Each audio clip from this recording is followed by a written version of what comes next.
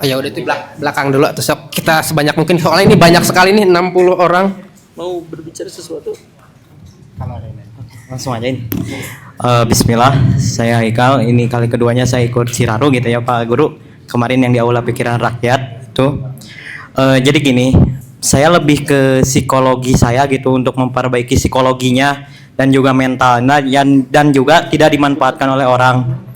Sebenarnya saya itu benci menghutang. Kenapa benci? Karena orang tua saya itu ikutan hutang yang dibayar itu naon sih kur gitu ya.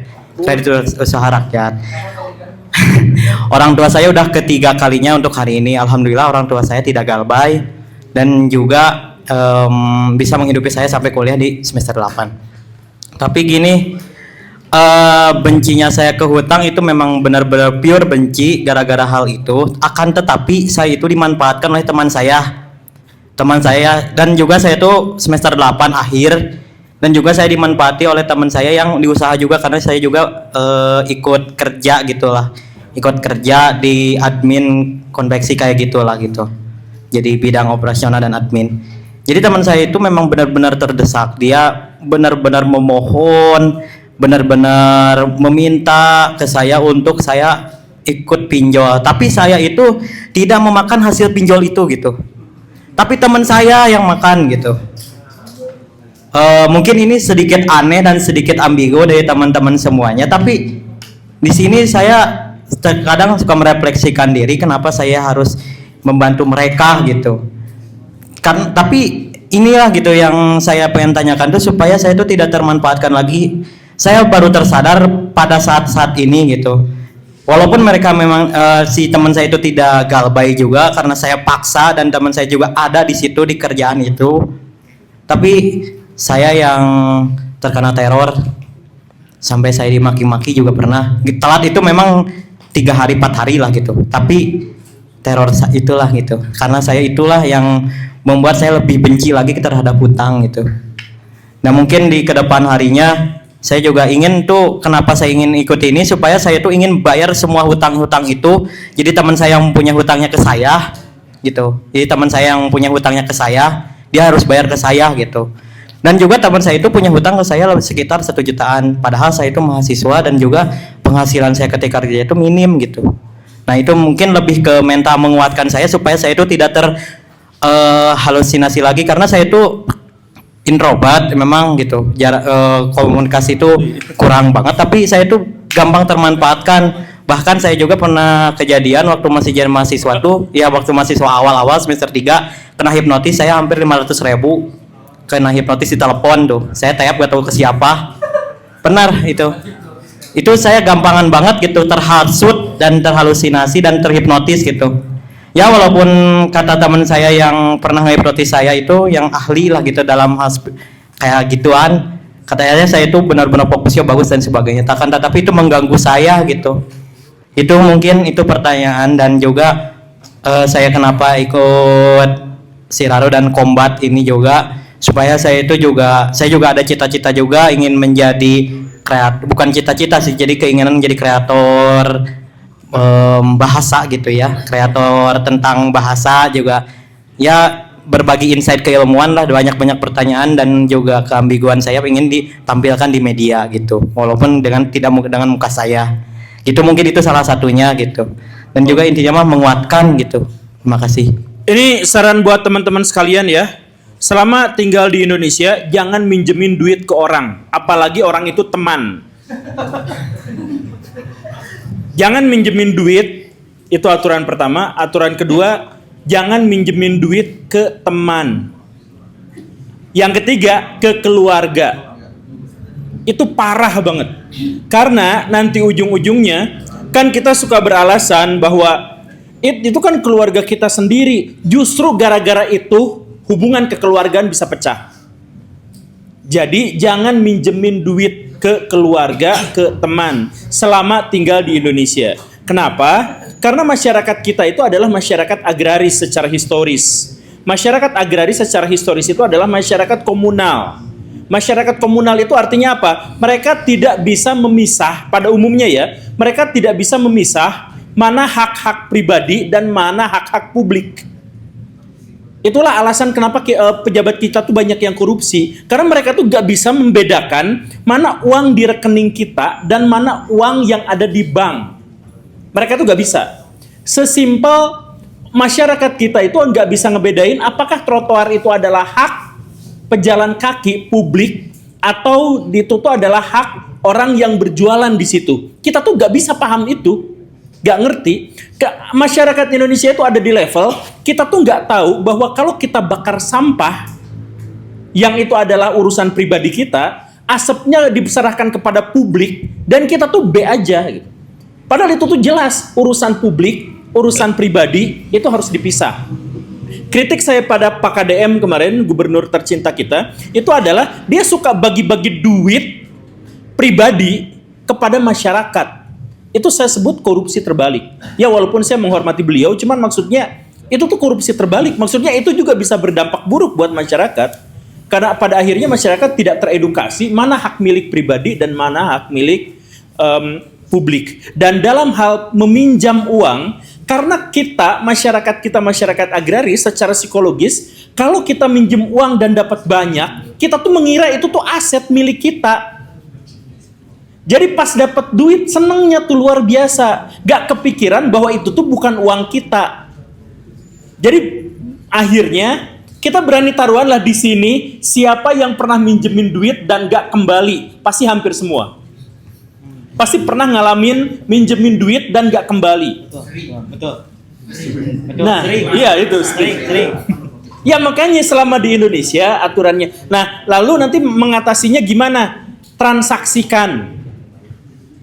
Ditransaksikan. Maksud transaksikan itu adalah saya nggak akan pinjemin duit, saya kasih duitnya, tapi kamu lakukan sesuatu buat saya. Transaksikan aja seperti itu.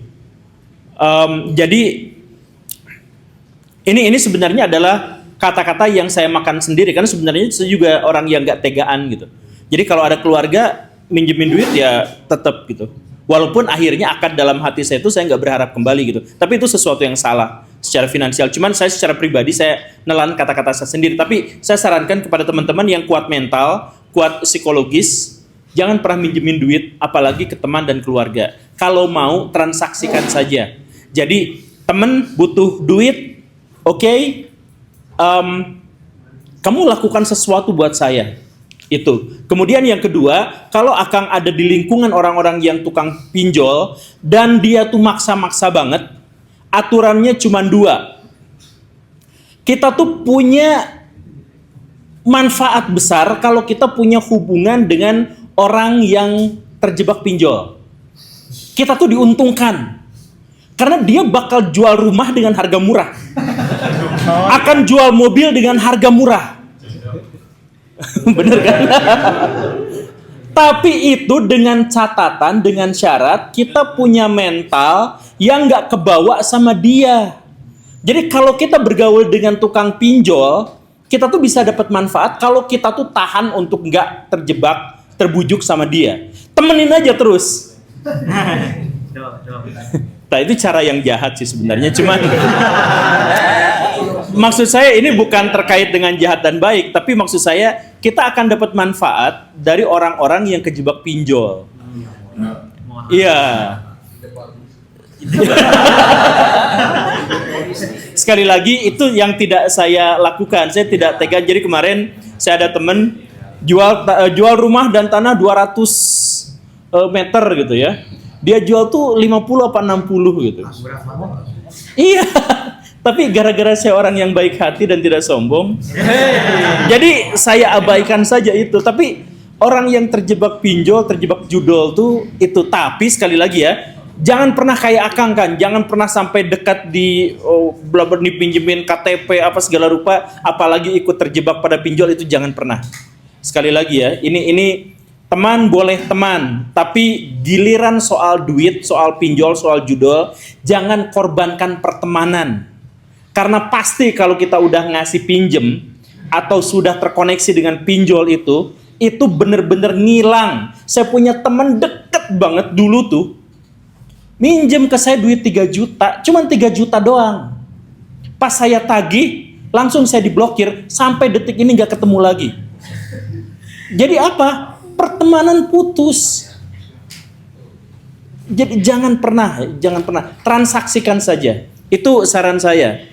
Ada yang mau? Step ketiga tuh dia pengen jadi konten kreator. Nah, jadi konten kreator. Tapi basicnya apa dulu? Kan basicnya apa? Ya, basic saya kan dari pendidikan bahasa gitu ya, walaupun hobi itu bukan dari bahasa sebenarnya, tapi intinya membagi insight juga gitu. Tentang kemarin juga saya sudah nulis tentang apa itu bahasa. Jadi saya tuh bikin ya chat ke BT itu caranya ngambil hook itu kayak gimana gitu, tapi belum eksekusi gitu, karena saya tuh masih terngiang-ngiang. Ya pertama juga tugas skripsi saya, dan juga tentang masalah kerja juga, tadi saya juga sambil kerja, dan juga yang ketiga tadi saya tuh ingin melunasi pinjol inilah yang teman saya, biar teman saya punya hutangnya ke saya aja gitu. Saya tuh benar-benar benci masalah pinjam tuh, walaupun ya mau sebenci-benci apapun memang saya pernah laksanakan, tapi dibayar deui gitu hari tage gitu. Nah kayak gitulah gitu. Itu mungkin Kang. Oke. Kalau ngomongin konten ya, konten itu nggak bisa kita cuma teori doang. Jadi cuma nonton belajar di ChatGPT itu nggak akan bisa. Dan praktek pun 100 video pertama itu pasti jelek. Saya mulai juga dulu 40 video, tiap hari ngupload satu konten 200 terus view-nya. Saya udah 1000 video jelek. udah bagus lah. Tapi kalau konten itu emang harus mulai dulu, nggak bisa cuma teori doang.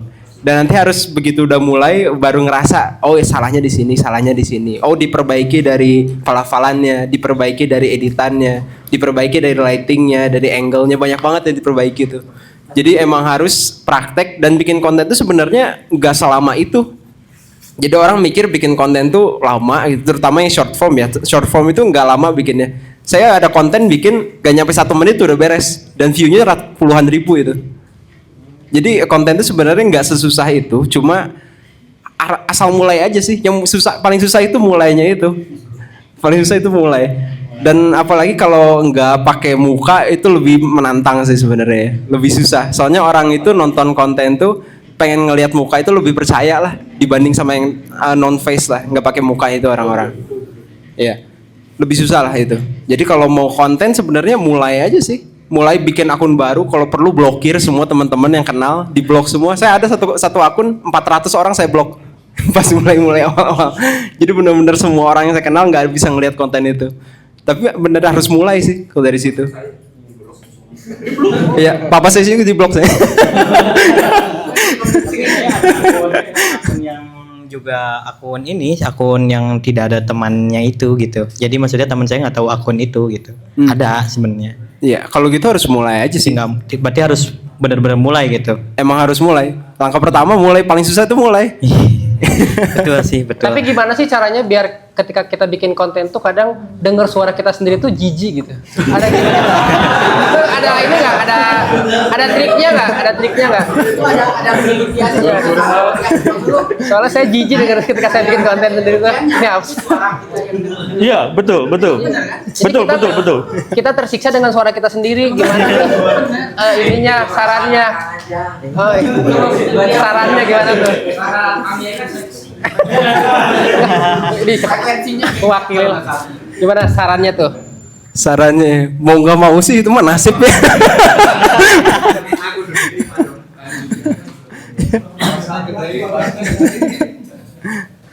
Oke, ada yang lain teman-teman mau bercerita?